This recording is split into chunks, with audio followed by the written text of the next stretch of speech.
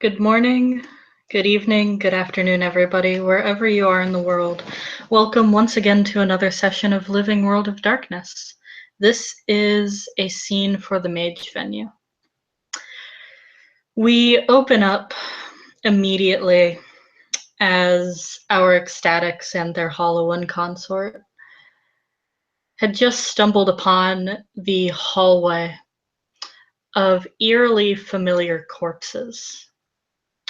But we focus on one particular individual this session. We focus on Violet as she trudges ahead, her legs growing ever weaker, ever more painful. She will find that the space in this hallway seems to have altered. It has grown impossibly long, impossibly narrow, and suspiciously empty. As she struggles to do more than simply sit on her knees, she'll find herself in a surreal sort of loneliness. And that is where we will begin our scene. Well, I guess the good news is there's no corpse anymore. So, yay for me. I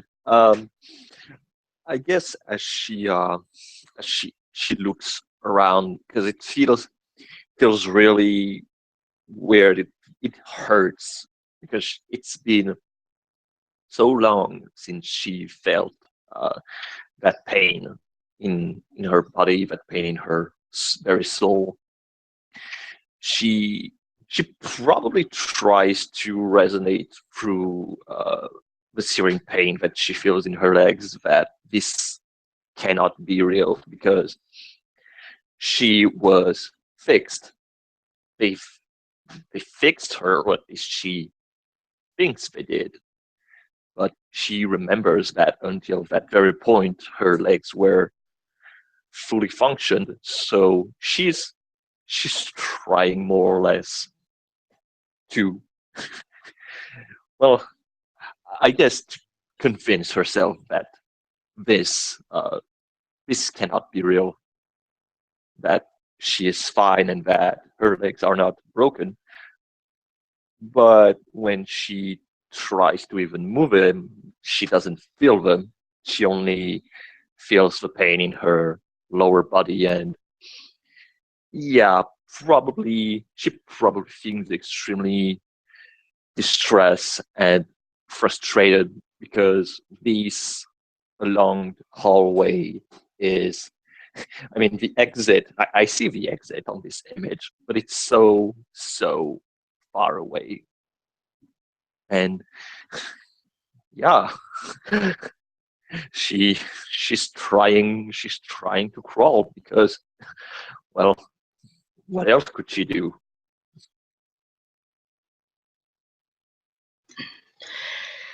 As she crawls forward, she doesn't feel like she's getting any closer to the exit. But the one thing she does feel is a very, very distinct presence with her now. It isn't the familiar feeling of her cabal mates, of her chantry mates. And yet, she feels very much like she knows it.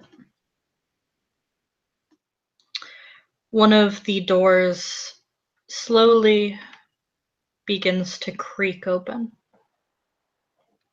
and she will feel an uncomfortable heat overcome the hallway.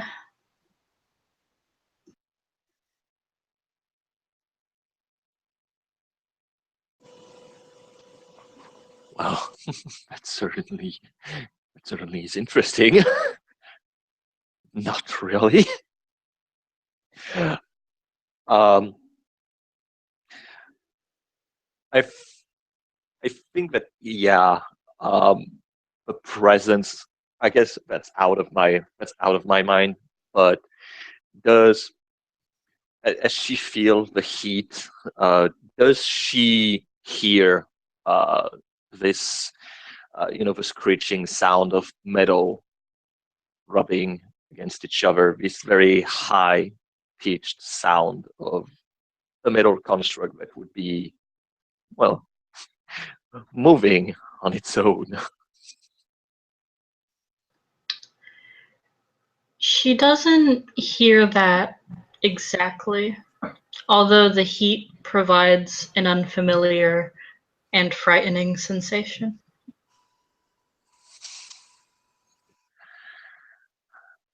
Uh, then, uh, hmm.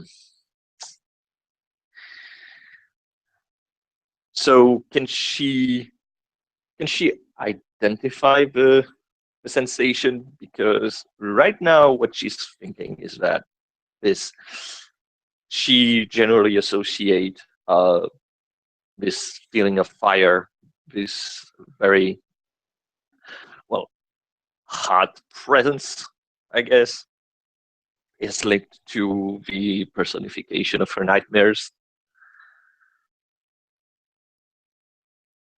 So does It this feels feel like it? strange, Or, familiar, mhm. but you can't place your finger on it. It's like a sick form of deja vu. Okay.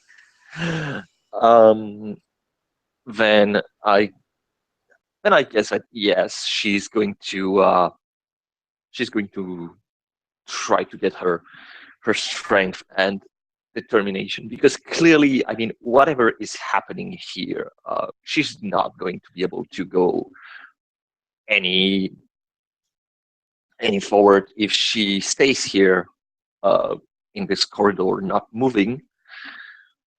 And if she goes the other way, well, I mean, she's not even convinced that this would help. So I guess that she's going to crawl into the direction of this door and this warmth.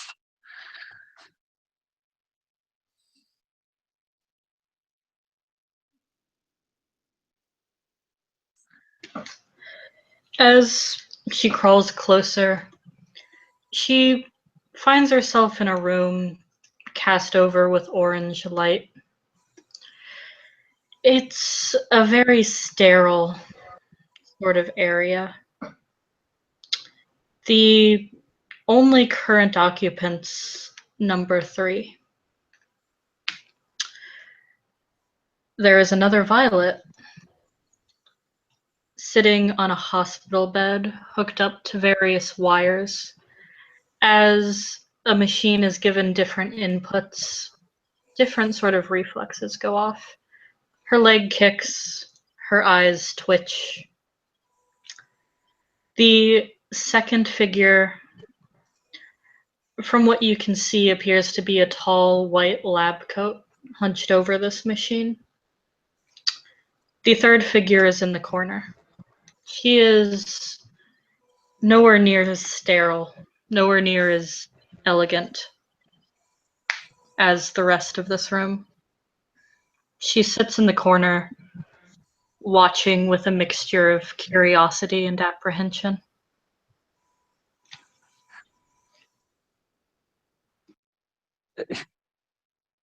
Galatea, what is going on? What am I doing here? What?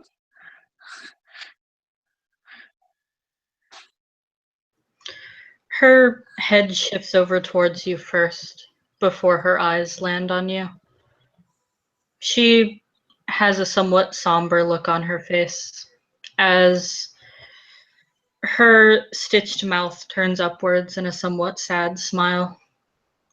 She will gesture towards the goings on in the room as the silhouetted lab coat continues to poke and prod at what, as far as you can see, is you.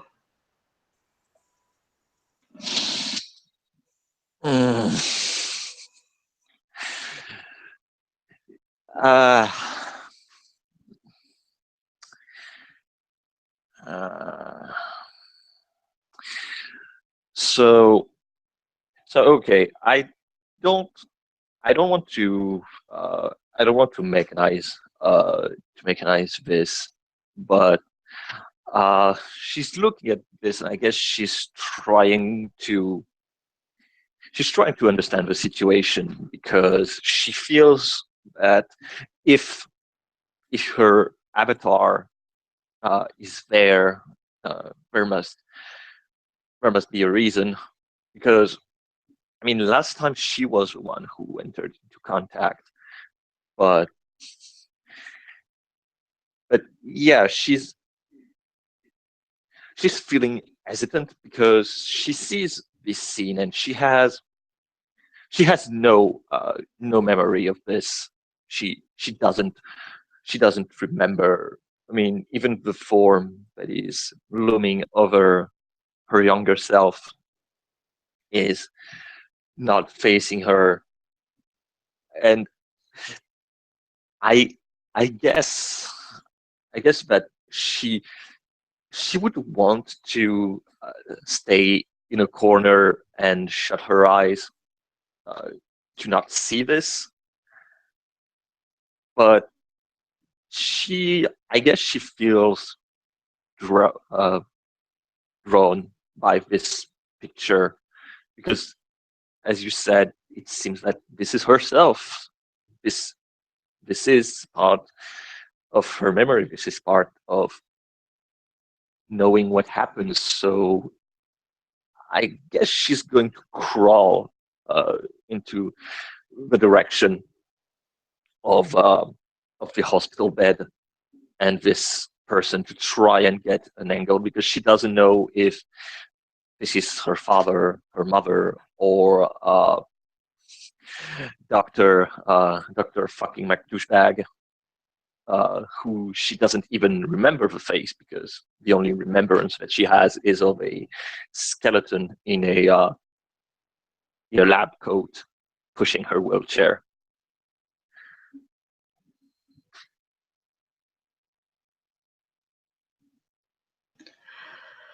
For the figure, all you can really see is that lab coat.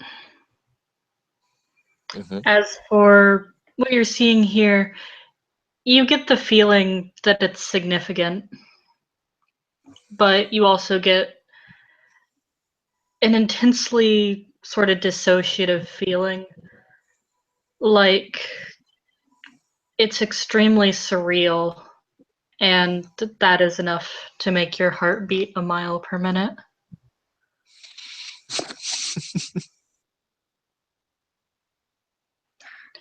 It feels almost like a flashback.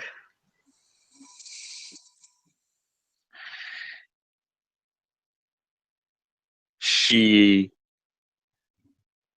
going to turn again to Galatea, to her avatar. What am I supposed to see? I mean, I think it's when they I don't remember. Did they really broke my leg and use this to make me go back, or like was this all just a dream? Like I was. Is this the truth, or is this just another lie? How can I know if this is true?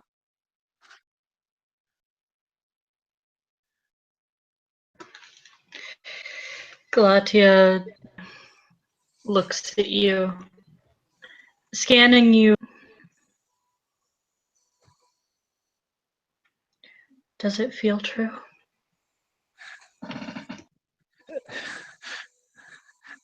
I don't know. I mean, I know they did. I remember the exercise. I remember having to walk, feeling my legs falling under me, the pain, my bones. my muscles, my being. But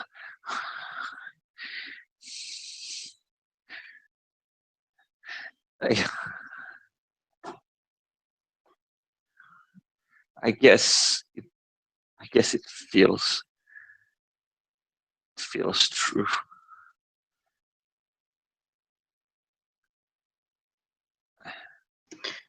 Galatia says nothing as she looks once again to the scene before both of you.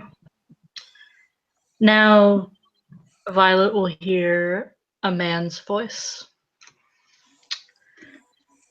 Not very old, but not young either, as he speaks into a microphone on the computer.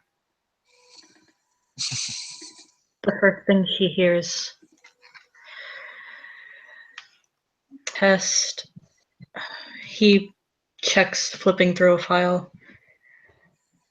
Delta Charlie dash 0067.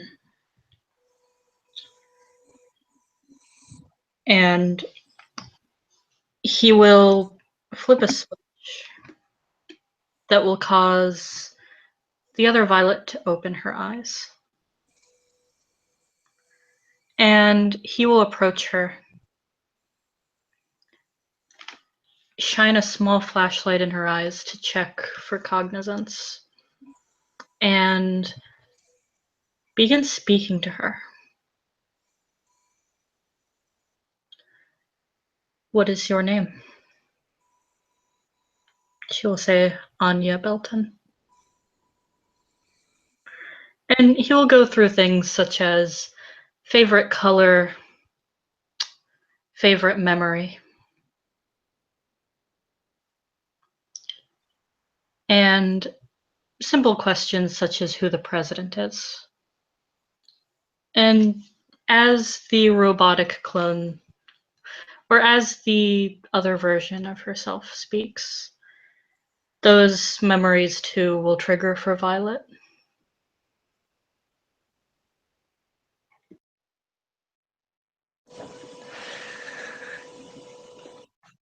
That's a very strange sensation for her, because up until that point, she pretty much buried most of her memories, or she's never even sure what is real and what's not, in the midst of the accident and everything that came before and after.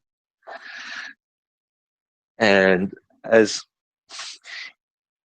I guess this is definitely the word surreal, because she sees this younger version of herself answering those questions, but then as it goes, she gets those flashes in her eyes, and she sees the scene again, but she's the one in the bed answering those questions. As a note, the younger Violet's favorite memory is the time when the lady in the pink scrubs let her go outside.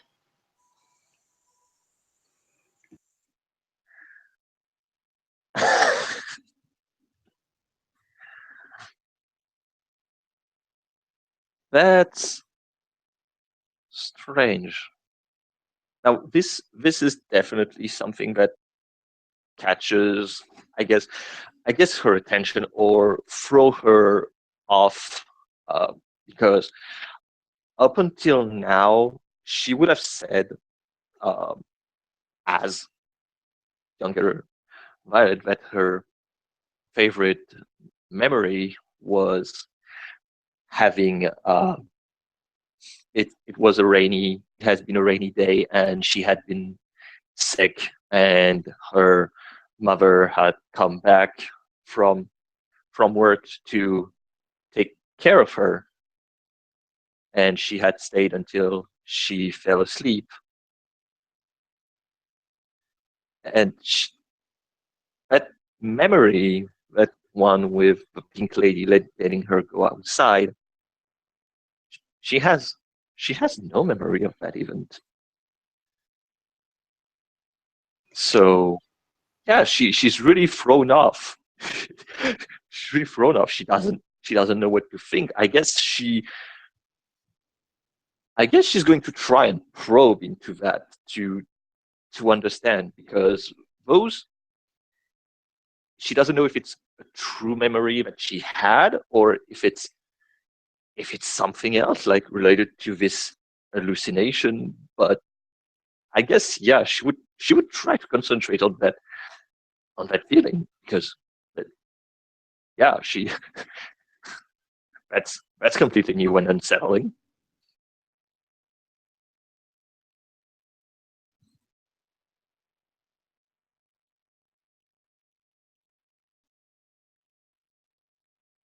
As you try to focus on this memory, while you can feel it there in a strange sort of way, you find it difficult to focus on.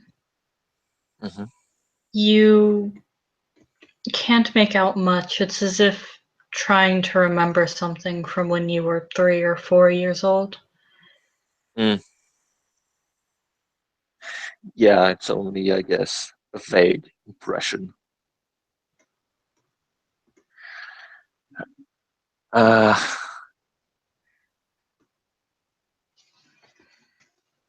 huh.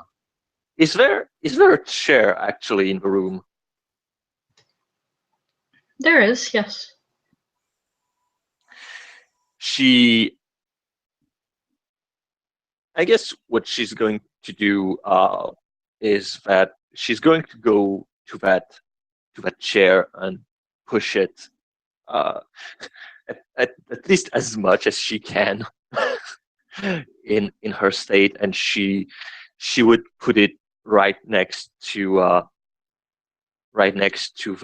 the bed hospital, and she would try to get on it to basically sit next to this younger version of herself. The younger version of you actually looks at you for a brief second, but the gentleman operating the machine doesn't. He's looking at her somewhat sadly as you hear him say, "Neural implant test A failed. Administering anesthesia." And a clear liquid will begin to go through the tubes that she is hooked up to.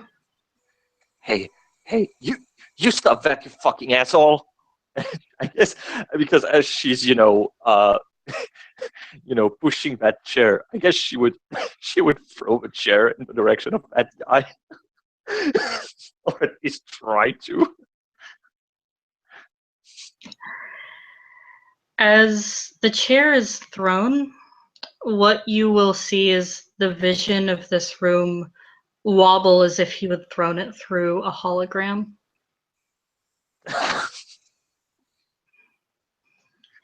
The chair skids and slides over to Galatia. She looks at it and then looks back at you.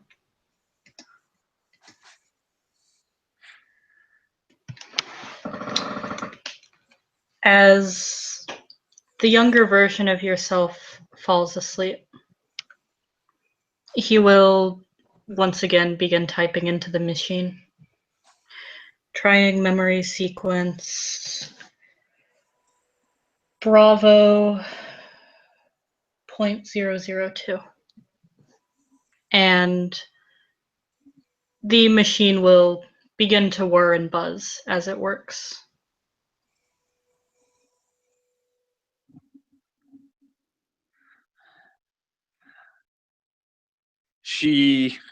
She's going, I guess, to uh, because now she doesn't really understand what's going on, because the chair felt, I mean, it felt real, but I mean, if the chair is real, then how come that guy is not? And she, I guess, as she reached the hospital bed. I mean, does the hospital bed feel physical, or does she pass through as this is getting the same effect of her throwing the chair at the guy? The hospital bed feels real. So yeah, I guess right now she's focused on trying to get on the bed to have a better view, and perhaps also being up on the bed would allow her to see a little bit more of either this person or the computer that he seems to be typing on all his instructions. As Violet hoists herself up onto the bed, the younger version of her, while asleep, seems to shift a bit to make room for her. As her point of view changes, she will see the face of this doctor come into view. It fizzles almost as if a disconnected television projector was showing it, and it is soon replaced with a skull.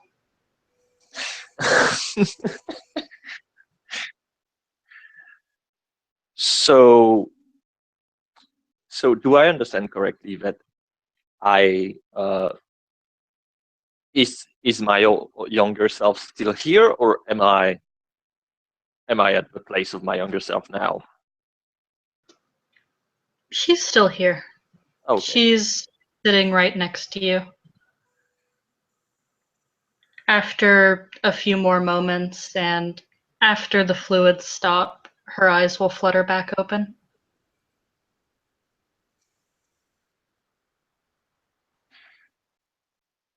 Why are you doing this?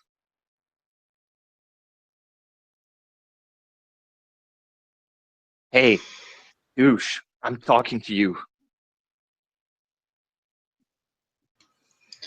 The doctor will actually turn, or rather the skull-faced man in the lab coat will turn and look both at you and the younger version of yourself. He furrows his brows a bit. It's not supposed to behave like that. Can I get someone from Psych down here? What? You can't answer a question?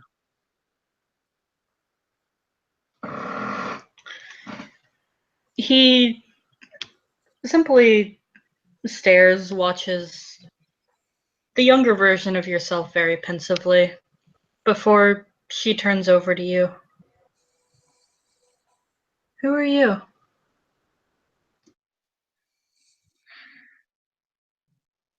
She turned to that younger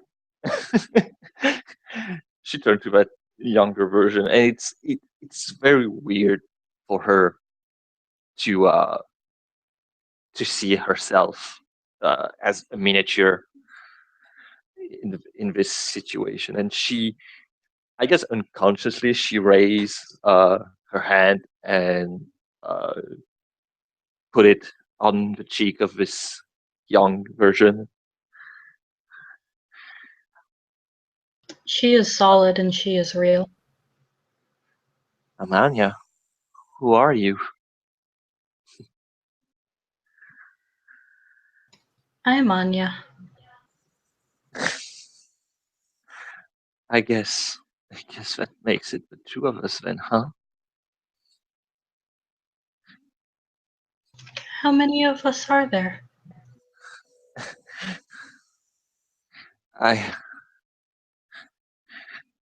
I don't know. I mean, I think we're one and the same, you and me. But I'm older. But I think I saw two others. I don't know. It's blurry. Memories, they don't add up anymore.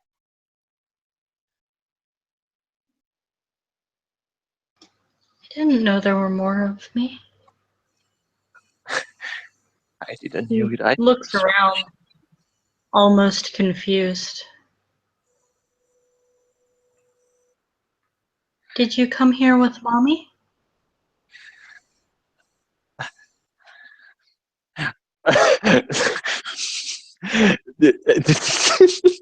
Yeah, now the player and the character don't know how to respond to that question.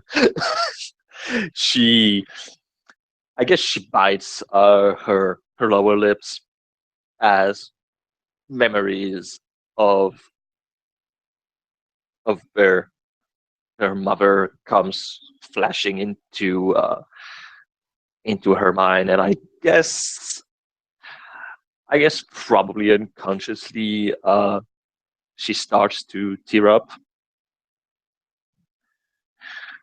I I don't I don't know where mommy is anymore.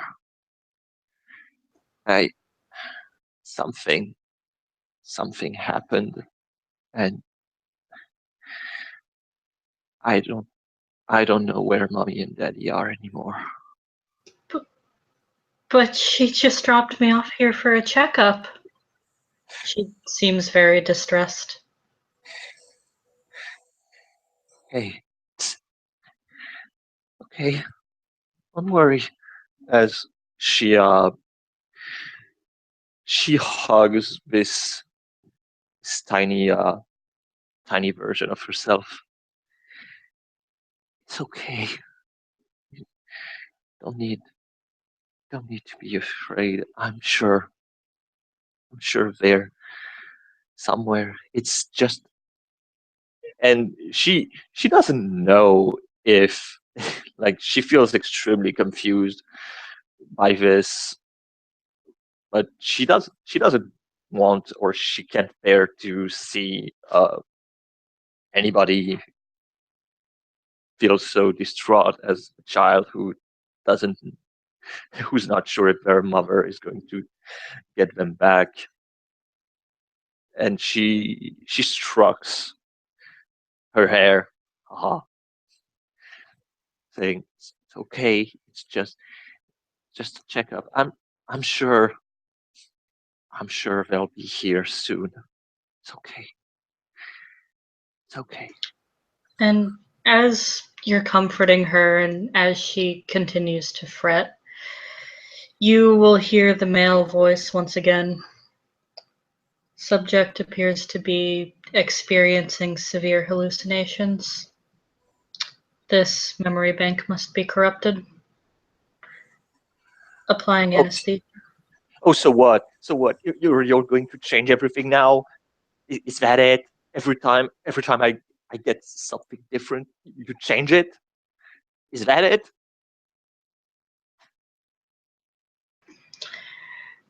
His response, though it doesn't seem directly to you, is once again on the tape recorder. This may be another faulty model.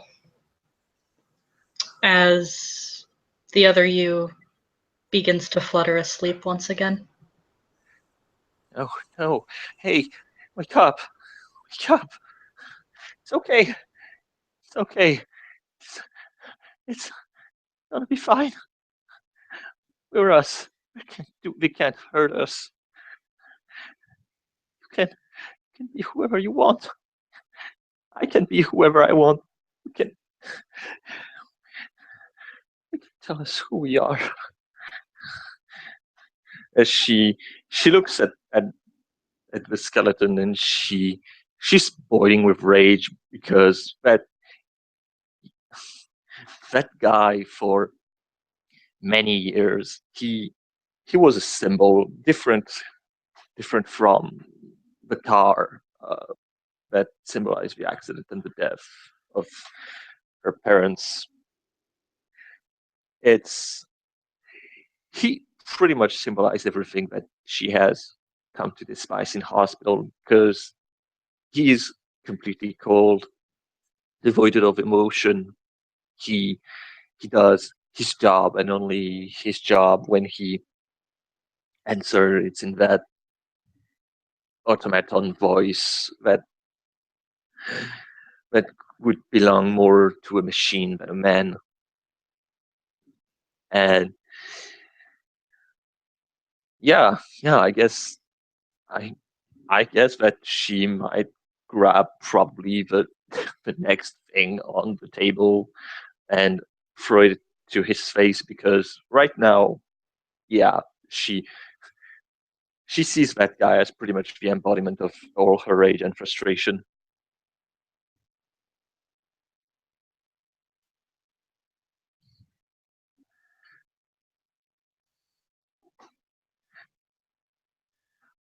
Why?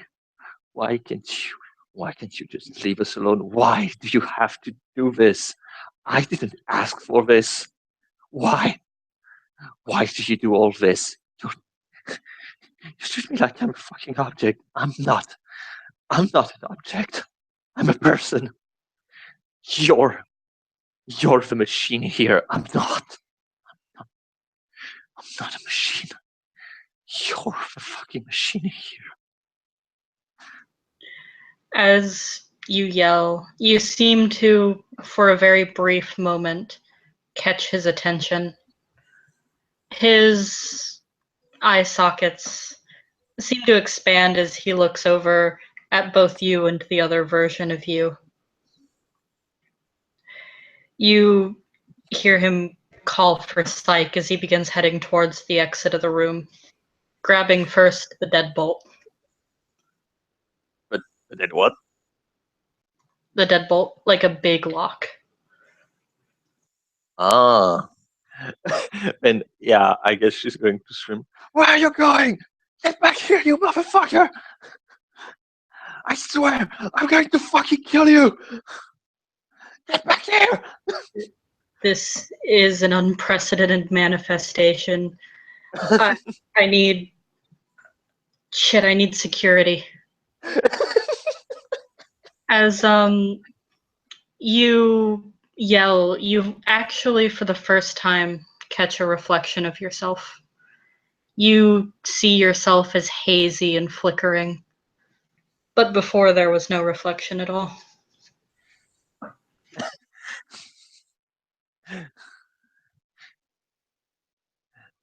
He's still in the room. He's still in the room. So yeah, now that she sees this strange image of herself starting to flickering, appearing, and being all blurry, she she she grins in a very I would say sadistic way, because she feels probably she's not sure what's happening. Perhaps she's empowered by her own will. She doesn't know, but she she turns again, putting her legs on the side of the bed, because she's not yet. She's pretty convinced that she's not going to be able to walk. But she looks at the direction of that guy. Hey, Doc. He is staring at you as your vision of yourself begins to flicker into existence. The skull begins to take the shape of an actual human face. So, okay, is it still getting shaped, or is the visage complete? It's kind of flickering between the two, again, like a faulty monitor, although you can catch Mm. the sight of the actual person underneath. It's a gaunt man with sandy blonde hair and a crooked nose. Okay, then yeah, she looks intensely at him. So, are you going to answer a question now, or or am I going to have to come to get you? Huh? Are you going to hide Is behind this? the board?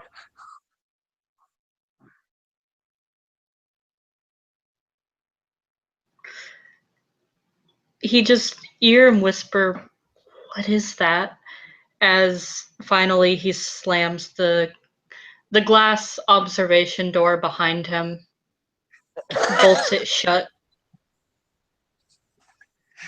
You are left alone in this room with the medical bed, Galatia, and that control console.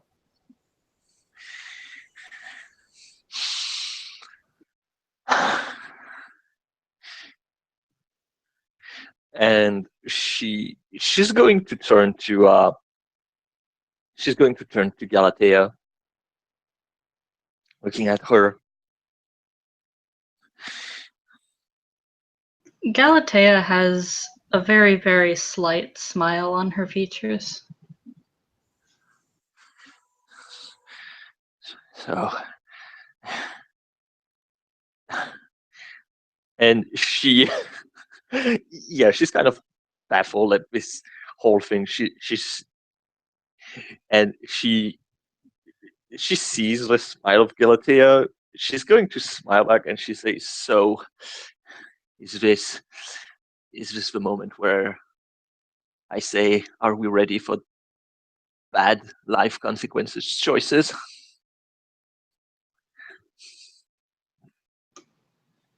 She doesn't say anything, simply continues smiling somewhat softly.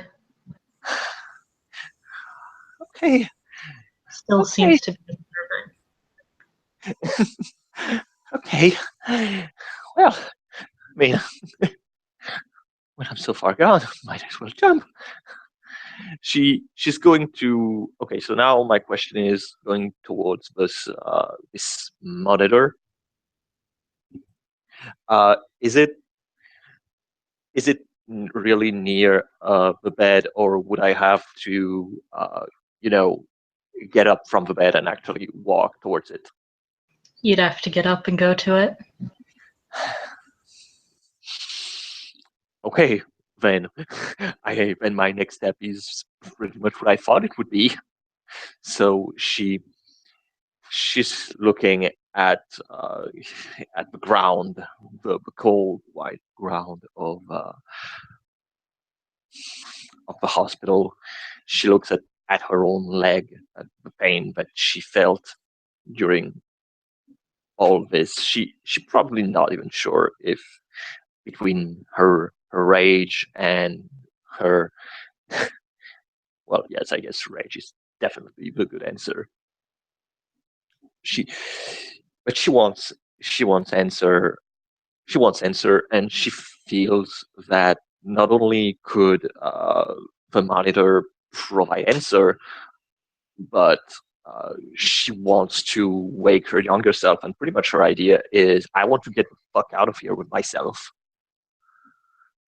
So I guess, yeah, she jumps the shark. She push on the side of the bed, closing her eyes, thinking, well, I might as well, fall face first on the fucking ground, but I'm gonna I'm gonna fucking walk.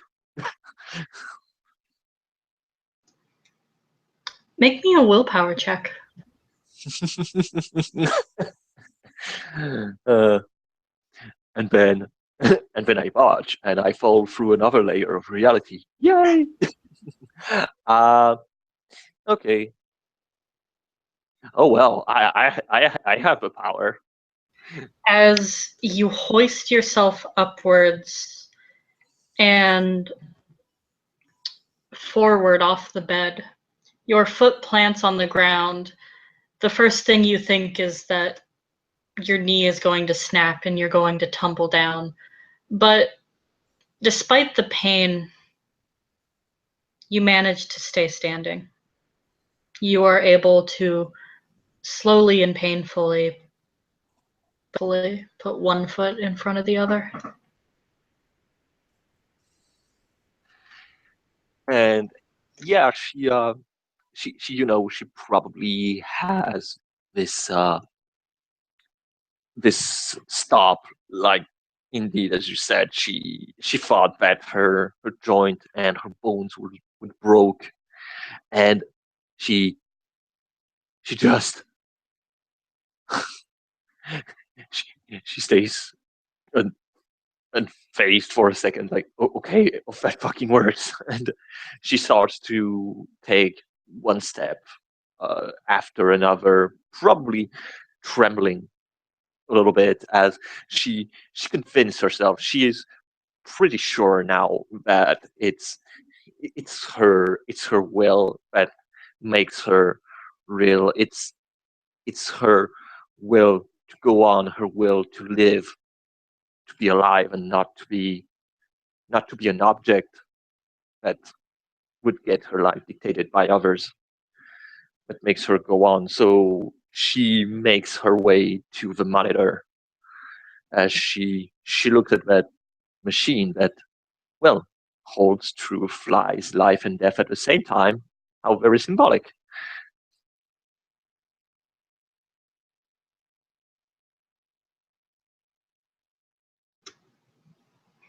Sorry, can you repeat the very last bit of that? No, I was saying that pretty much the monitor holds life, death, truth, and lies at the same time, which is very symbolic. Mm-hmm. And yeah, pretty much she makes her way to it. Okay. The monitor appears to have a surprisingly intuitive sort of layout. The most jarring thing about it is that there are fields for almost everything a human can remember. There are drop-down menus to select memories and reorder them. And there's even an entry box for name, age, and it appears to be various personnel files that can be selected for family. Uh, I I guess her first uh, I guess her first reaction is probably to look at those different files, to look if they have different names or things like that. That would probably be the thing that draw her attention first. The current, each of the files are labeled much as one would label Mm-hmm. different files to mix into like a remix or something. There's happy memory underscore soccer game underscore 001. The chosen parents and such are personnel files in the facility. The current selected both being those she remembers as her actual parents. But there is a drop-down menu to change that. In fact, everything appears to have a drop-down menu to be altered and tampered with, essentially at the whim of that scientist. So, huh? I guess she play them through, like, a video file, and if I double click on it, video run VNC launch, and I can watch them. Yes, it will display on the secondary screen, all of it in an eerie first-person virtual reality sort of view. If you'd like to select one of Violet's memories that uh, I guess. I guess she would probably, as of a reflex and as probably as of guilt towards a child, she would probably try to go first through a happy memory. Probably the one she thought instantly, the one where she was sick and her mother came back from work.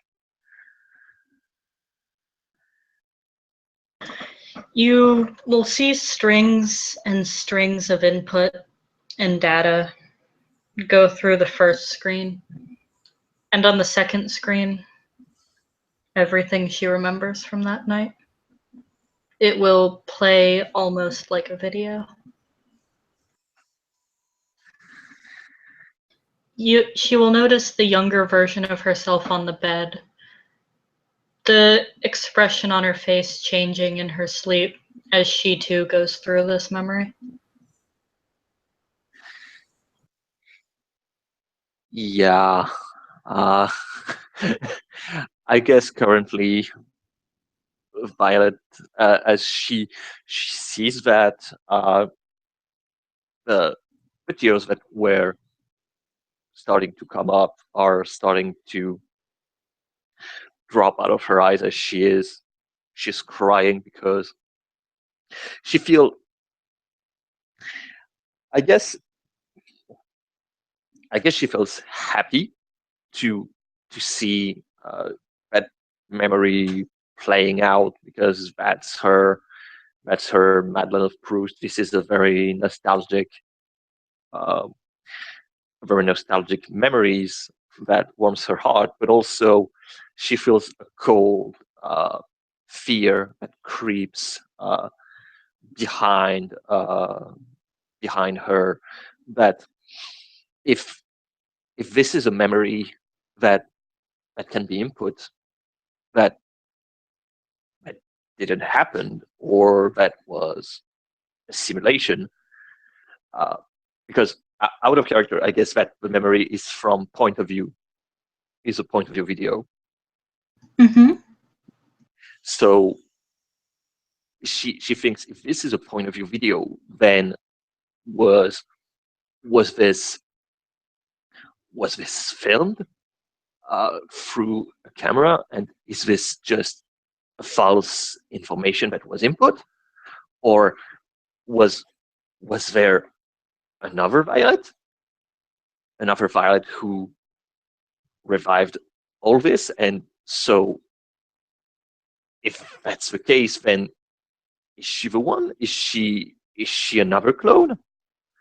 Or she now pretty much, I guess what she fears the most is that she never had a childhood, that all this, everything was only just a series of information that were brought into her mind, and that she all that she holds dear from her past, even the pain, everything that defined her up until this point, everything might be a lie. Nothing may actually be true.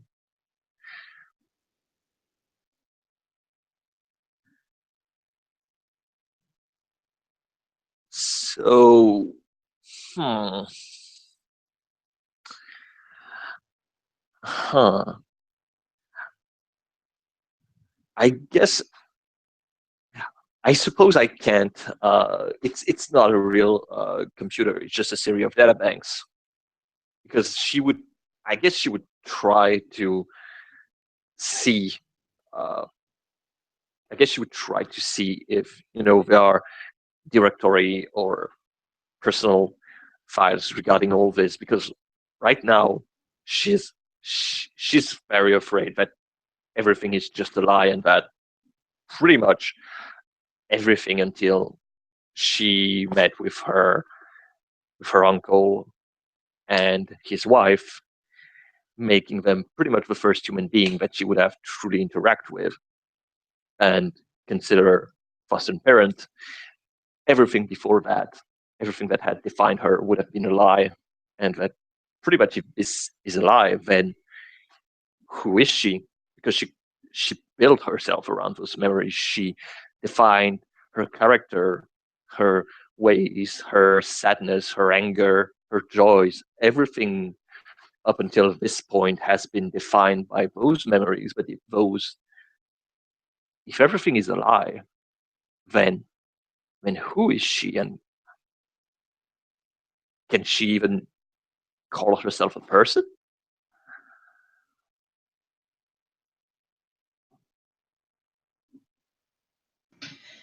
The personnel files, they don't seem to list much beyond name, designation.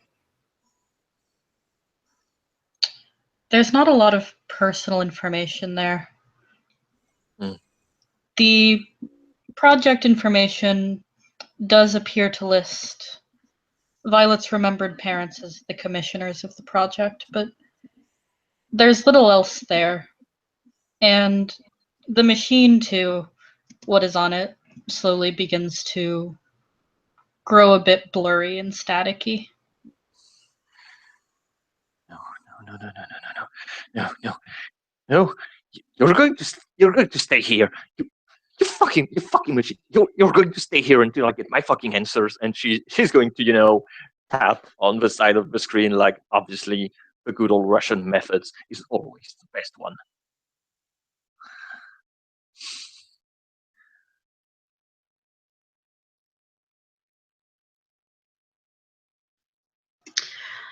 A lot of the information continues to sort of blur as the computer once again takes you to the screen with the inputs. The Violet customization screen, if you would.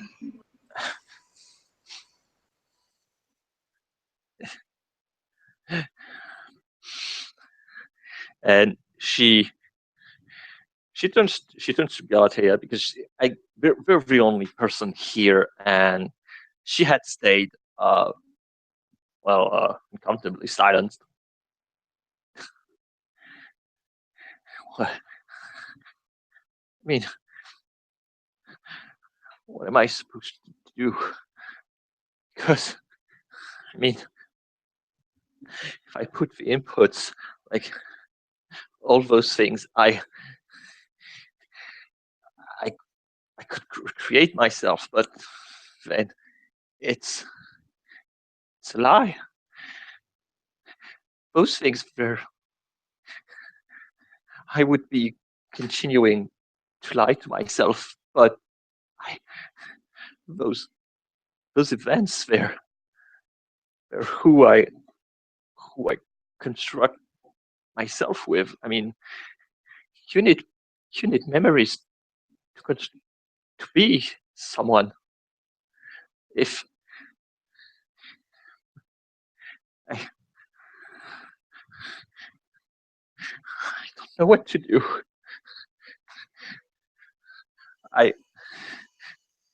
This is me, and I erase everything. Then does this mean that who I am is going to disappear?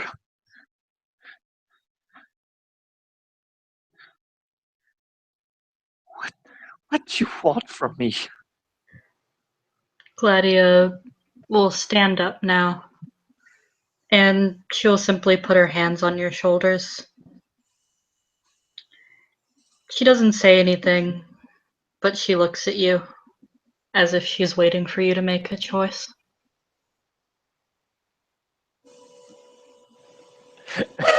I hate you so much. I hate you.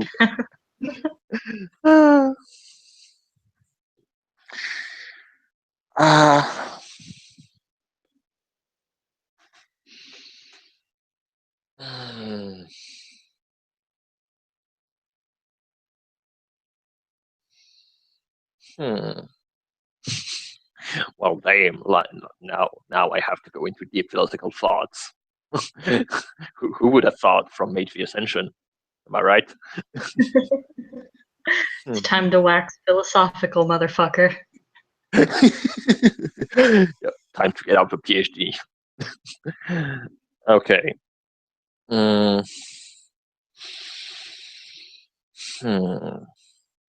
So right now, I'm going to ramble because right now, what is going through her mind is that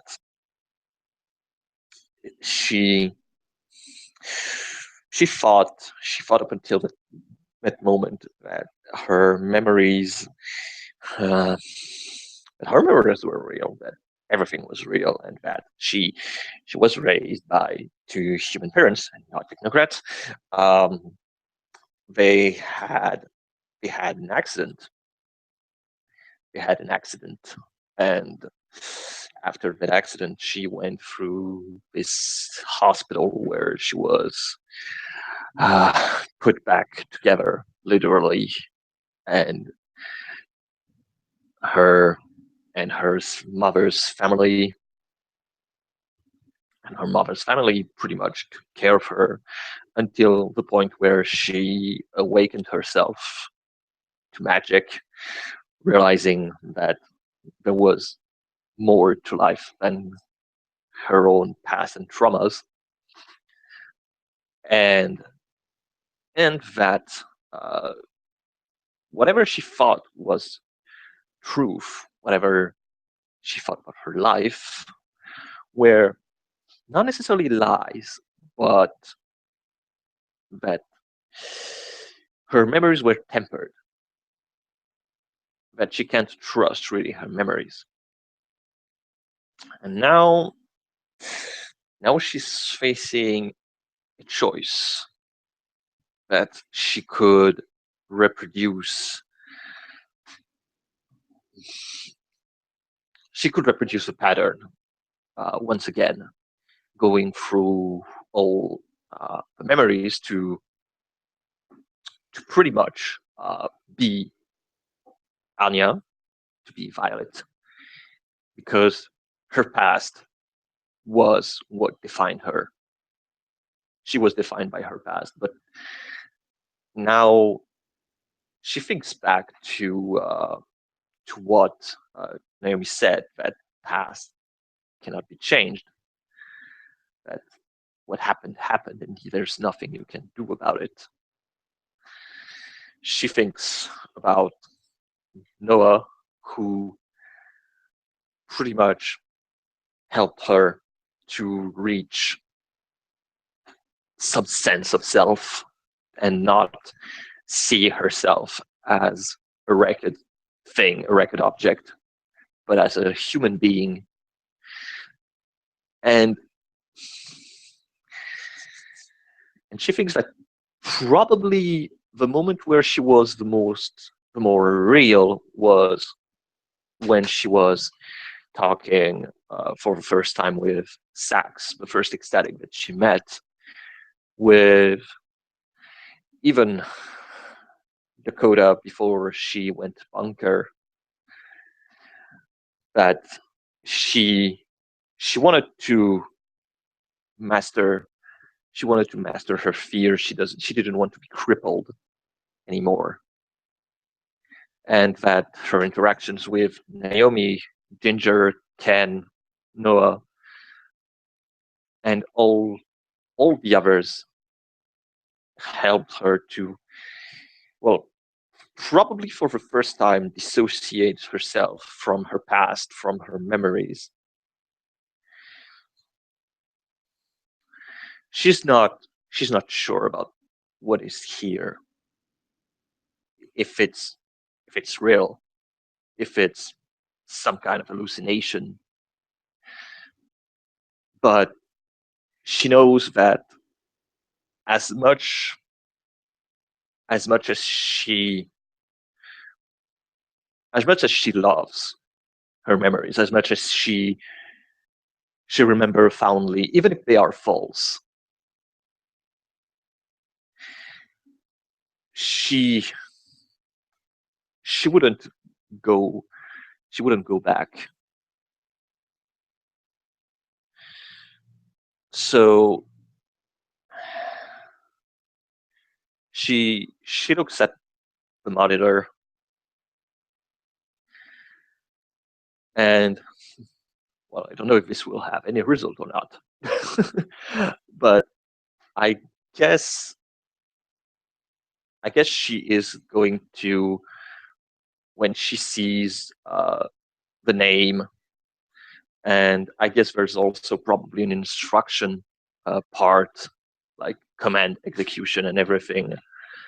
I guess what she would tap, she well, she would probably type her name because, well, she would type probably Violet because it was just a nickname given to her by her father, which may have been a lie, but she identifies more herself as this rather than as Anya nowadays, Noah being the only one who calls her that.